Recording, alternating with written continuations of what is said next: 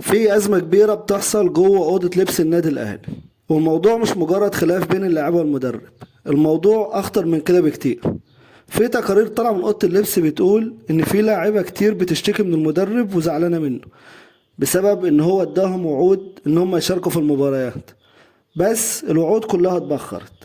وكمان كتير لاعيبة بتقول إن هو بيميل للاعيبة اللي بيتكلموا إنجليزي عشان ده بيبقى سهل للتواصل والمشاركة معاهم. عشان كده في لاعيبة حاسة بالنقص لأنهم كلهم ما بيتكلموش إنجليزي. وكمان اللاعيبة بتشتكي إن المدرب شخصيته ضعيفة، وخصوصا مع اللاعيبة الكبير ما بيقدرش يحكم عليهم، ما بيقدرش يتكلم معاهم. بس في مفاجأة إن المدرب كده كده هيمشي سواء كسب الدوري أو خسر الدوري. فهل تتوقع إن الأزمة دي تتحل؟ وتتوقع مين المدير الفني الجديد اللي الأهلي هيجيبه؟